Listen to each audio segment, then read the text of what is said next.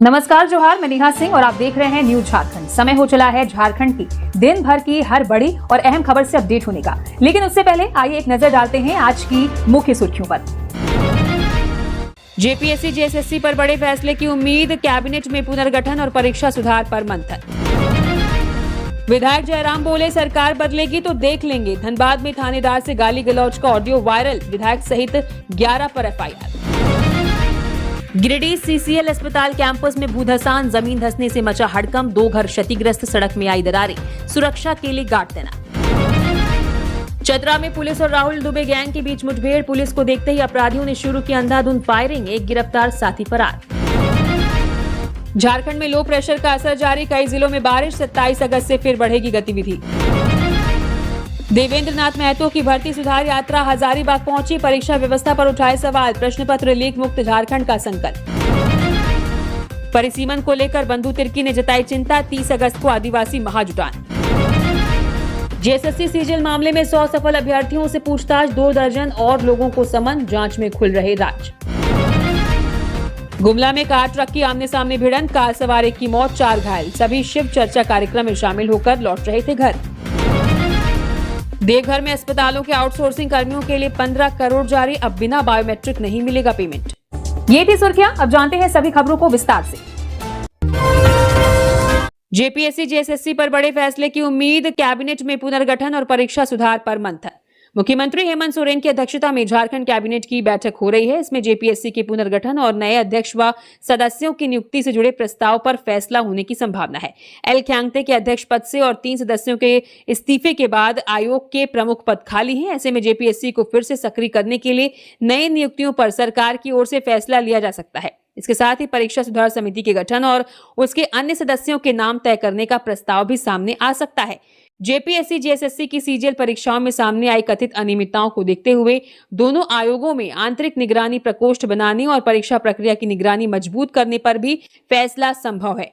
परीक्षा में कथित गड़बड़ी की जांच के लिए रिटायर्ड जज की अध्यक्षता में कमेटी गठित करने का प्रस्ताव भी विचार में आ सकता है। इसके अलावा विधानसभा के विशेष सत्र और एमएमडीआर बिल से जुड़े प्रस्ताव पर भी कैबिनेट की मुहर लगने की संभावना है। बैठक के फैसलों पर अब सभी की नजर बनी हुई है। विधायक जयराम बोले सरकार बदलेगी तो देख लेंगे, धनबाद में थानेदार से गाली गलौज का ऑडियो वायरल, विधायक सहित 11 पर एफआईआर। जेएलकेएम प्रमुख और डुमरी विधायक जयराम महतो पर बरवा अड्डा थाना प्रभारी रवि कुमार से फोन पर गाली गलौज और धमकी देने का आरोप लगा है। इसका ऑडियो सोशल मीडिया पर वायरल हो रहा है। हालांकि न्यूज झारखंड इसकी पुष्टि नहीं करता। थाना प्रभारी ने इसी मामले में विधायक के खिलाफ एफआईआर दर्ज कराई है। शिकायत के अनुसार 22 अगस्त की रात जयराम महतो ने अपने समर्थक की गिरफ्तारी को लेकर थानेदार को फोन किया था। आरोप है कि बातचीत के दौरान उन्होंने गाली गलौज की और धमकी दी। ये विवाद फर्जी प्रमाण पत्र के मामले में जेएलकेएम नेता गणेश दास को हिरासत में लेने के बाद शुरू हुआ था। इससे पहले भी जयराम महतो के खिलाफ एफआईआर दर्ज हुई थी, जिसमें मारपीट और जान से मारने की कोशिश का आरोप लगाया गया है। वहीं जयराम महतो ने आरोपों को गलत बताया है। उनका कहना है कि थाने में उनके साथ भी मारपीट और गला दबाने की कोशिश हुई। उन्होंने अपने समर्थक से मारपीट और पैसे व सोने की चेन छीनने का भी आरोप लगाया है। पुलिस दोनों पक्षों के आरोपों की जांच कर रही है। गिरिडीह सीसीएल अस्पताल कैंपस में भूधसान, जमीन धंसने से मचा हड़कंप, 2 घर क्षतिग्रस्त, सड़क में आई दरारें, सुरक्षा के लिए गार्ड तैनात। गिरिडीह के सीसीएल लंकास्टर अस्पताल परिसर में मंगलवार सुबह अचानक जमीन धंस गई। इससे अस्पताल के 2 भवनों का बड़ा हिस्सा क्षतिग्रस्त हो गया। अस्पताल की सड़क और आसपास की जमीन पर भी बड़ी बड़ी दरारें पड़ गई। घटना के समय अस्पताल में मौजूद सभी कर्मचारियों को सुरक्षित बाहर निकाल लिया गया, जिससे कोई जनहानि नहीं हुई। सुबह करीब 4 बजे जमीन धंसने की घटना हुई, जिसके बाद अस्पताल में अफरा तफरी मच गई। सूचना मिलते ही सीसीएल के अधिकारी मौके पर पहुंचे और स्थिति का जायजा लिया। घटना के बाद प्रभावित इलाके में लोगों की आवाजाही रोक दी गई है और सुरक्षा के लिए गार्ड व होमगार्ड जवानों को तैनात किया गया है। सीसीएल के महाप्रबंधक ने बताया कि जमीन धंसने के कारणों और हुए नुकसान की जांच की जा रही है। वहीं स्थानीय लोगों ने आरोप लगाया है कि इलाके में लंबे समय से हो रहे कथित अवैध कोयला खनन के कारण जमीन अंदर से खोखली हो गई है। माले नेता राजेश सिन्हा ने भी क्षेत्र में भूधसान को लेकर चिंता जताई और बचाव व पुनर्वास का काम तेज करने की मांग की। चतरा में पुलिस और राहुल दुबे गैंग के बीच मुठभेड़, पुलिस को देखते ही अपराधियों ने शुरू की अंधाधुंध फायरिंग, एक गिरफ्तार, साथी फरार। चतरा के टंडवा में मंगलवार तड़के पुलिस और राहुल दुबे गिरोह की अपराधियों के बीच मुठभेड़ हुई। टंडवा पिपरवार थाना क्षेत्र के सीमावर्ती इलाके में पुलिस ने गुप्त सूचना के आधार पर घेराबंदी की थी। पुलिस को देखते ही अपराधियों ने गोली चलानी शुरू कर दी।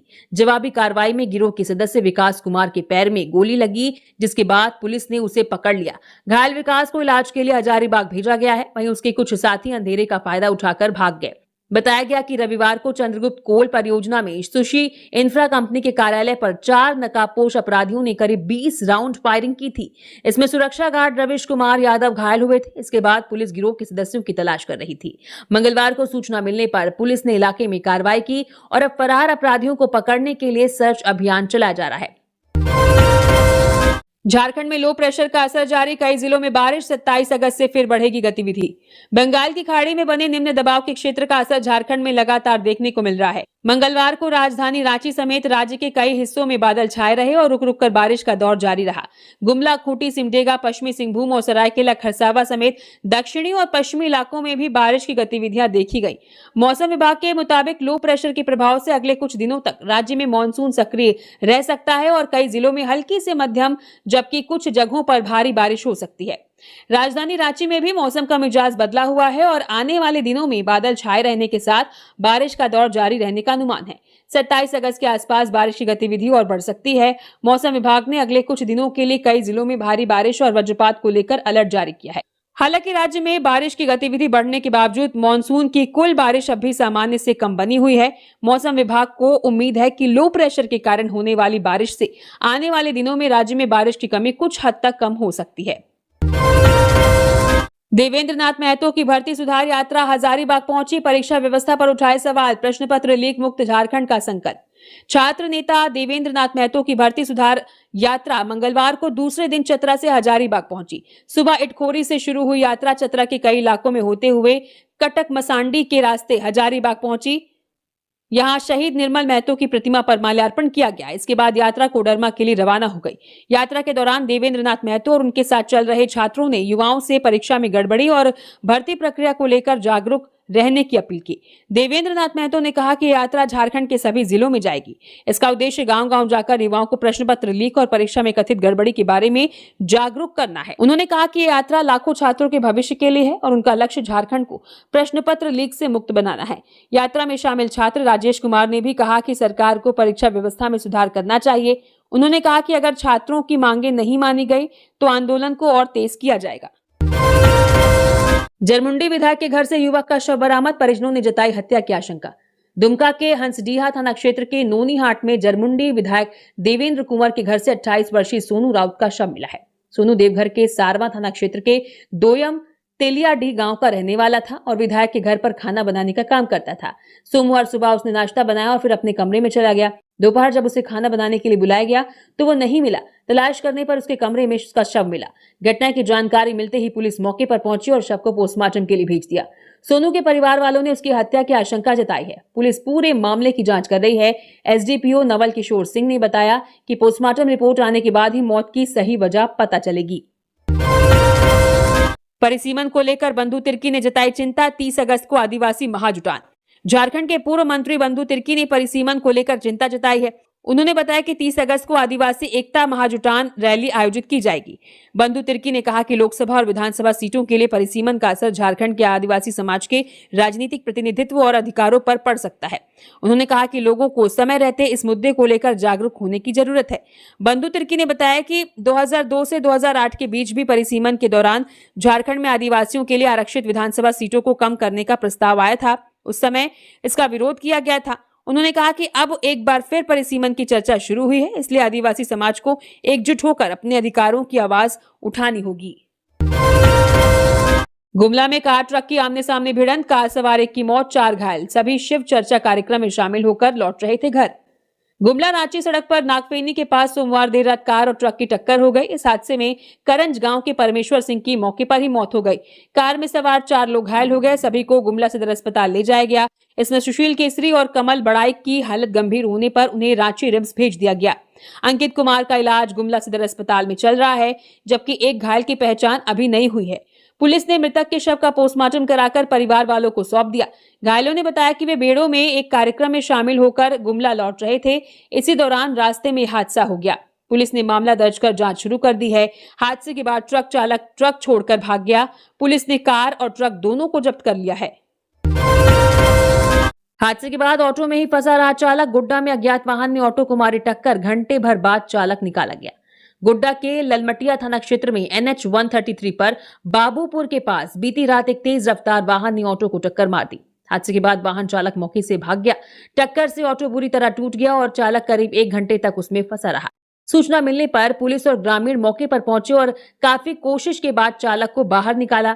घायल चालक की पहचान लोहंडिया बाजार निवासी 22 वर्षीय अमित कुमार के रूप में हुई है।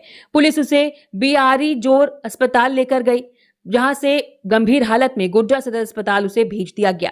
बताया गया कि अमित ऑटो चलाकर अपने परिवार का खर्च चलाता है। वो बीती रात बीआरई जोर से घर लौट रहा था, तभी बाबूपुर के पास हादसा हो गया। पुलिस अब टक्कर मारकर भागे वाहन की तलाश कर रही है। आसपास लगे सीसीटीवी कैमरों की जांच की जा रही है। फिलहाल अमित का गोड्डा सदर अस्पताल में इलाज चल रहा है। जेएसएससी सीजीएल मामले में 100 सफल अभ्यर्थियों से पूछताछ, 2 दर्जन और लोगों को समन, जांच में खुल रहे राज।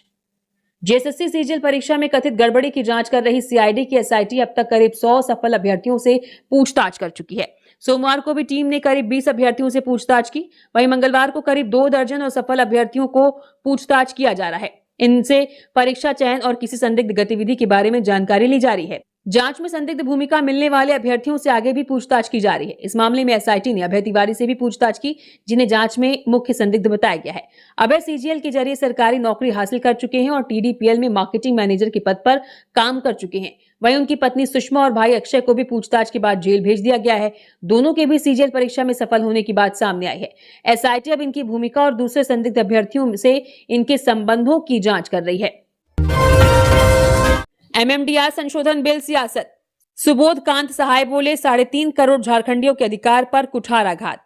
एमएमडीआर संशोधन बिल को लेकर झारखंड में विरोध शुरू हो गया है। रांची में कांग्रेस की प्रेस वार्ता में पूर्व केंद्रीय मंत्री सुबोध कांत सहाय ने केंद्र सरकार पर झारखंड के खनिज और आर्थिक अधिकारों को नुकसान पहुंचाने का आरोप लगाया। उन्होंने कहा कि खनिज से मिलने वाले करीब 14,000 करोड़ रुपए के सेस पर केंद्र की नजर है। अगर ये पैसा झारखंड को नहीं मिला तो पेयजल और दूसरी सरकारी योजनाओं पर असर पड़ सकता है। उन्होंने कहा कि खनिज से जुड़े फैसलों में झारखंड के अधिकार और लोगों की राय का भी ध्यान रखा जाना चाहिए। सुबोध कांत सहाय ने कहा कि ये सिर्फ कांग्रेस या मुख्यमंत्री हेमंत सोरेन का मुद्दा नहीं है, बल्कि पूरे झारखंड के लोगों का मामला है। उन्होंने झारखंड के भाजपा सांसदों से भी बिल के खिलाफ आवाज उठाने की अपील की। कांग्रेस ने कहा कि वो इस बिल के विरोध में आगे आंदोलन करेगी। सहाय ने कहा कि झारखंड को होने वाले संभावित आर्थिक नुकसान के खिलाफ सभी राजनीतिक दलों को मिलकर आवाज उठानी चाहिए। पलामू में ट्रैक्टर की चपेट में आकर बाइक सवार की मौत। पलामू के हुसैनाबाद थाना क्षेत्र के बरडीहा गांव के पास सोमवार शाम अज्ञात ट्रैक्टर की टक्कर से बाइक सवार जयराम पासवान की मौत हो गई। वो बिशनपुर गांव के रहने वाले थे और उनकी उम्र करीब 60 साल थी। बताया गया कि जयराम पासवान बाइक से हुसैनाबाद जा रहे थे। इसी दौरान बरडीहा के पास ट्रैक्टर ने उनकी बाइक को जोरदार टक्कर मार दी, जिससे वो गंभीर रूप से घायल हो गए। स्थानीय लोगों की मदद से उन्हें हुसैनाबाद अनुमंडलीय अस्पताल ले जाया गया। वहां से हालत गंभीर होने पर उन्हें मेदिनी राय मेडिकल कॉलेज अस्पताल भेज दिया गया, लेकिन अस्पताल पहुंचने पर डॉक्टरों ने उन्हें मृत घोषित कर दिया। सूचना मिलने के बाद पुलिस मौके पर पहुंची और शव को पोस्टमार्टम के लिए भेज दिया। हादसे के बाद परिजनों का रो रो कर बुरा हाल है। देवघर में अस्पतालों के आउटसोर्सिंग कर्मियों के लिए 15 करोड़ जारी, अब बिना बायोमेट्रिक नहीं मिलेगा पेमेंट। देवघर जिले के अस्पतालों और स्वास्थ्य केंद्रों में काम करने वाले आउटसोर्सिंग कर्मचारियों के लिए झारखंड सरकार ने 15 करोड़ रुपए जारी किए हैं। ये पैसा 2026-27 के लिए दिया गया है। इसमें अस्पतालों, स्वास्थ्य केंद्रों, लैब और जांच केंद्रों में आउटसोर्सिंग से जुड़ा काम कराया जाएगा। मेडिकल कॉलेज इसमें शामिल नहीं है। सरकार ने कहा कि अस्पताल में जितने कर्मचारियों की जरूरत होगी उतने ही आउटसोर्सिंग कर्मी रखे जाएंगे। सरकार ने कर्मचारियों की हाजिरी और भुगतान पर भी नजर रखने का फैसला किया है। बायोमेट्रिक हाजिरी की जांच के बाद ही वेतन दिया जाएगा। अस्पताल के अधिकारी कर्मचारियों की हाजिरी और काम की जांच करेंगे। हर महीने खर्च का हिसाब स्वास्थ्य विभाग को देना होगा। साथ ही हर 3 महीने में खर्च की जांच की जाएगी। झारखंड सरकार युवाओं को देगी एयर होस्टेस और ग्राउंड क्रू की ट्रेनिंग, एविएशन सेक्टर में रोजगार का मौका। झारखंड के युवाओं को विमानन क्षेत्र में रोजगार के लिए तैयार करने के लिए झारखंड फ्लाइंग इंस्टीट्यूट प्रशिक्षण कार्यक्रम शुरू करने जा रहा है। एयर होस्टेस और ग्राउंड क्रू ट्रेनिंग के तहत diploma in aviation and management course के लिए चयन प्रक्रिया पूरी हो चुकी है। चयनित अभ्यर्थियों की पहली सूची अगस्त के आखिरी सप्ताह में संस्थान की वेबसाइट पर जारी होने की उम्मीद है। इसके बाद अगले महीने से प्रशिक्षण शुरू हो सकता है। चयन के दौरान पढ़ाई के साथ अंग्रेजी, आत्मविश्वास और विमानन क्षेत्र में रुचि को भी देखा गया। संस्थान के प्रबंध निदेशक कैप्टन एसपी सिन्हा ने बताया कि देश में विमानन क्षेत्र तेजी से बढ़ रहा है और इसमें रोजगार के नए अवसर बन रहे हैं। प्रशिक्षण के जरिए युवाओं को इस क्षेत्र में काम करने के लिए जरूरी जानकारी और कौशल दिया जाएगा। कोर्स पूरा करने के बाद air hostess, flight steward, ground crew, airlines, airport और ग्राउंड हैंडलिंग जैसे क्षेत्रों में रोजगार के अवसर मिल सकते हैं। पोस्ट मैट्रिक छात्रवृत्ति बढ़ी, आवेदन की अंतिम तारीख अब 25 सितंबर तक भर सकेंगे फॉर्म। जमशेदपुर समेत झारखंड के छात्रों के लिए पोस्ट मैट्रिक छात्रवृत्ति को लेकर अच्छी खबर है। कल्याण विभाग ने आवेदन की आखिरी तारीख 1 महीने बढ़ा दी है। अब 2025-26 और 2026-27 सत्र के लिए छूटे हुए छात्र 25 अगस्त से 25 सितंबर तक आवेदन कर सकते हैं। पहले आवेदन की तारीख जुलाई में खत्म हो गई थी, जिसके कारण कई छात्र आवेदन नहीं कर पाए थे। छात्रों और शिक्षण संस्थानों की मांग के बाद सरकार ने तारीख बढ़ाने का फैसला लिया है। ये छात्रवृत्ति 10वीं के बाद पढ़ाई करने वाले आर्थिक रूप से कमजोर छात्रों की मदद के लिए दी जाती है। इसमें इंटर, आईटीआई, डिप्लोमा, स्नातक और स्नातकोत्तर जैसे पाठ्यक्रमों के छात्र शामिल हो सकते हैं। मुख्य रूप से एसटी, एससी और ओबीसी वर्ग के छात्र इसके लिए आवेदन कर सकते हैं। छात्रवृत्ति की राशि पाठ्यक्रम और नियमों के अनुसार अलग अलग होगी और अधिकतम राशि 1 लाख रुपए तक हो सकती है। छात्रवृत्ति का पैसा सीधे छात्रों के बैंक खाते में भेजा जाएगा। रांची के सेक्टर 3 मार्केट में 4 दुकानों के ताले टूटे, चोरी की वारदात से दुकानदारों में नाराजगी। रांची के धुरवा थाना क्षेत्र के सेक्टर 3 मार्केट में चोरों ने एक साथ 4 दुकानों के ताले तोड़कर चोरी की। मंगलवार सुबह दुकानदार दुकान खोलने पहुंचे तो उन्हें घटना की जानकारी हुई। ताले टूटे देखकर उन्होंने पुलिस को सूचना दी। पुलिस मौके पर पहुंची और दुकानों की जांच की। इसके साथ ही आसपास लगे सीसीटीवी कैमरों की फुटेज भी देखी जा रही है ताकि चोरों का पता लगाया जा सके। दुकानदारों का कहना है कि इस इलाके में पहले भी चोरी हो चुकी है। कुछ दिन पहले ही कई दुकानों को निशाना बनाया गया था। लगातार चोरी से दुकानदारों में डर है। उन्होंने पुलिस से रात में गश्त बढ़ाने की मांग की है। फिलहाल पुलिस सीसीटीवी के आधार पर चोरों की पहचान करने में जुटी है। जमशेदपुर में सड़क किनारे युवक का शव मिला, गला दबाकर हत्या की आशंका। पुलिस ने जांच शुरू की। हिस्ट्री शीटर रहा है मृतक। जमशेदपुर के सीताराम डेरा थाना क्षेत्र के छाया नगर में मंगलवार सुबह सड़क किनारे एक युवक का शव मिलने से हड़कंप मच गया। स्थानीय लोगों ने शव देखकर पुलिस को सूचना दी। मृतक की पहचान ह्यूम पाइप निवासी चंदन गिरी के रूप में हुई है। सूचना मिलते ही पुलिस मौके पर पहुंची और शव को कब्जे में लेकर जांच शुरू की। शुरुआती जांच में युवक की गला दबाकर हत्या किए जाने की आशंका जताई जा रही है। पुलिस ने मौके से जरूरी सबूत जुटाए और आसपास के लोगों से पूछताछ की। थाना प्रभारी आनंद मिश्रा ने बताया कि मृतक का पहले से आपराधिक इतिहास रहा है। पुलिस पुरानी दुश्मनी और आपसी विवाद समेत सभी पहलुओं से मामले की जांच कर रही है। शव को पोस्टमार्टम के लिए भेज दिया गया है। पुलिस आसपास के सीसीटीवी कैमरों की फुटेज भी खंगाल रही है और हत्या की वजह व आरोपियों का पता लगाने में जुटी है। 300 रुपए के रिश्वत कांड में 33 साल चला मुकदमा, 1 महीने की हुई सजा। धनबाद के वासुदेवपुर कुलियरी में 1993 में 300 रुपए रिश्वत मांगने का मामला सामने आया था। उस समय पीएफ क्लर्क समीर कुमार चौधरी पर एक पूर्व कर्मचारी के सीएमपीएफ एरियर का काम आगे बढ़ाने के बदले रिश्वत मांगने का आरोप लगा था। शिकायत के बाद सीबीआई ने कार्रवाई कर उन्हें पकड़ा था। करीब 12 साल बाद 2005 में ट्रायल कोर्ट ने उन्हें दोषी मानते हुए 2 साल की जेल की सजा सुनाई थी। इसके खिलाफ उन्होंने झारखंड हाईकोर्ट में अपील की थी। हाईकोर्ट ने उन्हें दोष सिद्धि बरकरार रखी, लेकिन सजा कम कर दी। अदालत ने माना कि मामला 1993 का है और चौधरी करीब 33 साल से इस केस का सामना कर रहे हैं। उनका कोई पुराना आपराधिक रिकॉर्ड भी नहीं है। इन बातों को देखते हुए हाईकोर्ट ने 2 साल की सजा घटाकर 1 माह 1 दिन कर दी, जितना समय वो पहले ही जेल में रह चुके हैं। इस तरह 300 रुपए की रिश्वत का ये मामला 3 दशक से ज्यादा समय बाद खत्म हुआ और चौधरी को सजा में राहत मिली। शराब घोटाला मामले में हाईकोर्ट ने सरकार से मांगा जवाब, अगली सुनवाई 1 अक्टूबर को। झारखंड में कथित शराब घोटाला की सीबीआई जांच की मांग वाली जनहित याचिका पर झारखंड हाईकोर्ट में सुनवाई हुई। कोर्ट ने राज्य सरकार से पूछा है कि ये याचिका सुनने योग्य है या नहीं और मामले से जुड़े तथ्यों पर जवाब मांगा है। अब इस मामले की अगली सुनवाई 1 अक्टूबर को होगी। ये याचिका नेता प्रतिपक्ष बाबूलाल मरांडी की ओर से दाखिल की गई है। उनकी ओर से वरिष्ठ अधिवक्ता राजीव सिन्हा ने कोर्ट में पक्ष रखा। याचिका में कहा गया है कि झारखंड के शराब घोटाले में कई बड़े लोगों के शामिल होने की बात सामने आई है और इसकी जांच सीबीआई से कराई जानी चाहिए। इस मामले में 2025 में एसीबी ने केस दर्ज किया था और कई लोगों की गिरफ्तारी भी हुई थी। हालांकि बाद में आरोपियों को डिफॉल्ट जमानत मिल गई। करीब 14 महीने बाद भी आरोपियों के खिलाफ चार्जशीट दाखिल नहीं हुई है और मामले की जांच अभी जारी है। झारखंड में बंद खदानों की जमीन पर बनेंगे सोलर पार्क और पर्यटन केंद्र। झारखंड में कोयला खनन के बाद खाली पड़ी करीब 11,184 हेक्टेयर जमीन का अब दूसरे कामों में इस्तेमाल किया जा सकता है। खान एवं भूतत्व विभाग की रिपोर्ट के अनुसार इस जमीन पर सोलर पार्क, हरित ऊर्जा, औद्योगिक पार्क, गोदाम, पर्यटन केंद्र और जल संरक्षण से जुड़े काम किए जा सकते हैं। राज्य में कुल 66,536 हेक्टेयर खनन भूमि है। इसमें 50,852 हेक्टेयर जमीन पर अभी खनन चल रहा है, जबकि 4,500 हेक्टेयर जमीन नई कोयला परियोजनाओं के लिए रखी गई है। बंद खदानों की जमीन सबसे ज्यादा रामगढ़ में है। यहाँ 4,313 हेक्टेयर जमीन बंद खदानों की है। इसके बाद धनबाद में 2,645 हेक्टेयर और चतरा में 2,135 हेक्टेयर जमीन है। बोकारो, गिरिडीह और लातेहार में भी बंद खदानों की जमीन मौजूद है। विभाग का मानना है कि इन खाली जमीनों का दोबारा इस्तेमाल होने से नए काम शुरू होंगे और रोजगार के अवसर भी बढ़ सकते हैं। कॉपी में 98 तो मार्कशीट में 90 अंक दर्ज। भर्ती परीक्षाओं में गड़बड़ी के बीच सरकार ने 23 परीक्षाओं की जांच के निर्देश दिए। झारखंड में भर्ती परीक्षाओं को लेकर उठ रहे सवालों के बीच सरकार ने 23 परीक्षाओं की जांच के आदेश दिए हैं। इसमें जेपीएससी छठी सिविल सेवा परीक्षा भी शामिल है।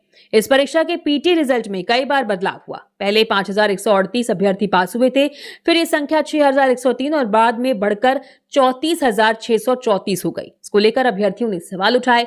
मुख्य परीक्षा में भी नंबर देने और मेरिट लिस्ट बनाने को लेकर शिकायतें सामने आई। कुछ अभ्यर्थियों ने कॉपी और अंकपत्र में अलग अलग नंबर होने की बात कही। अप्रैल 2020 में परीक्षा का अंतिम रिजल्ट जारी हुआ और 325 अभ्यर्थियों का चयन हुआ। इसके बाद मामला हाईकोर्ट पहुंचा और मेरिट लिस्ट पर सवाल उठे। बाद में मामला सुप्रीम कोर्ट गया।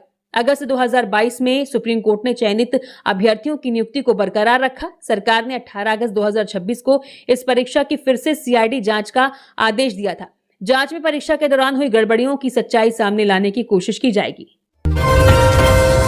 एल ख्यांगते सहित 5 की बेल पर सुनवाई। सीआईडी ने केस डायरी पेश की। लोक अभियोजन ने मांगा समय। जेपीएससी परीक्षा में कथित गड़बड़ी के मामले में जेल में बंद पूर्व मुख्य सचिव और जेपीएससी के पूर्व अध्यक्ष एल ख्यांगते समेत 5 लोगों की जमानत पर सीआईडी की विशेष अदालत में सुनवाई हुई। सीआईडी ने कोर्ट में मामले से जुड़ी केस डायरी पेश की। सरकारी वकील ने डायरी देखने और जवाब देने के लिए समय मांगा। इसके बाद कोर्ट ने अगली सुनवाई 1 सितंबर को तय की। एल ख्यांगते के साथ पवन सिंह, श्वेता गुप्ता, अभय तिवारी और सौरभ सुमन की जमानत पर भी सुनवाई होनी है। सीआईडी ने एल ख्यांगते को 10 अगस्त को गिरफ्तार किया था। उन पर टीडीपीएल से कथित तौर पर 2 करोड़ रुपए लेने का आरोप है। इस मामले में अब तक 20 से ज्यादा लोगों को गिरफ्तार किया जा चुका है। जांच के दौरान अभय तिवारी के बयान में भी एल ख्यांगते का नाम सामने आया है। सीआईडी का कहना है कि टीडीपीएल को परीक्षा कराने वाली एजेंसी बनाने में ख्यांगते की अहम भूमिका थी। जेपीएससी जेएसएससी आंदोलन में पुतला दहन में जिन छात्रों पर एफआईआर हुआ, बाबूलाल उन्हें मुहैया कराएंगे मुफ्त वकील। जेपीएससी और जेएसएससी परीक्षाओं में कथित गड़बड़ी के खिलाफ प्रदर्शन करने वाले छात्रों के समर्थन में नेता प्रतिपक्ष बाबूलाल मरांडी ने बड़ा ऐलान किया है। उन्होंने कहा कि राहुल गांधी और मुख्यमंत्री हेमंत सोरेन का पुतला जलाने के मामले में जिन छात्रों पर एफआईआर दर्ज हुई है, उन्हें भाजपा मुफ्त कानूनी मदद देगी।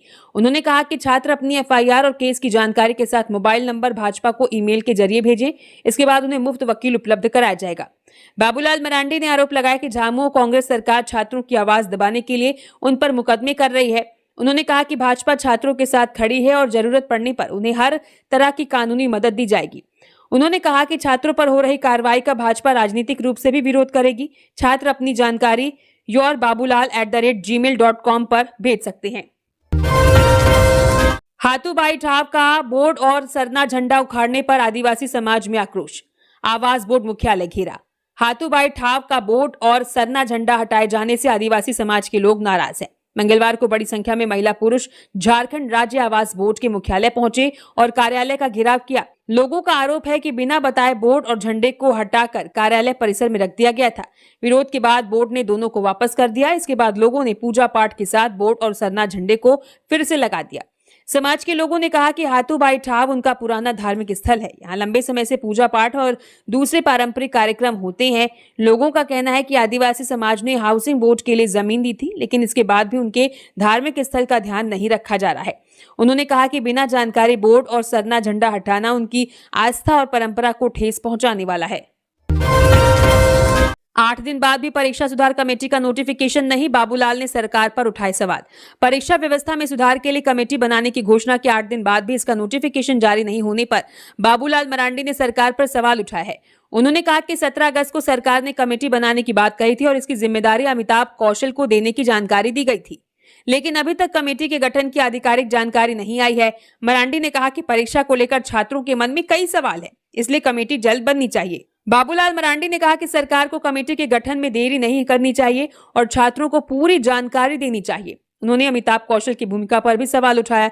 मरांडी ने कहा कि सिर्फ कमेटी बनाने की घोषणा से काम नहीं चलेगा, उसे जल्द काम शुरू कर रिपोर्ट भी देनी चाहिए। उन्होंने कहा कि छात्र परीक्षा में साफ सुथरी और निष्पक्ष व्यवस्था चाहते हैं और सरकार को उनकी मांगों पर ध्यान देना चाहिए।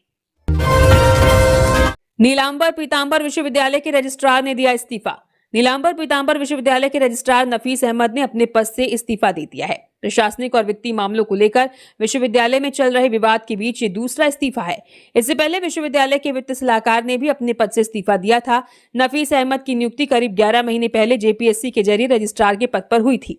बताया जा रहा है कि विश्वविद्यालय में काम शुरू करने के बाद से ही रजिस्ट्रार और कुलपति दिनेश कुमार सिंह के बीच कुछ प्रशासनिक मामलों को लेकर मतभेद थे।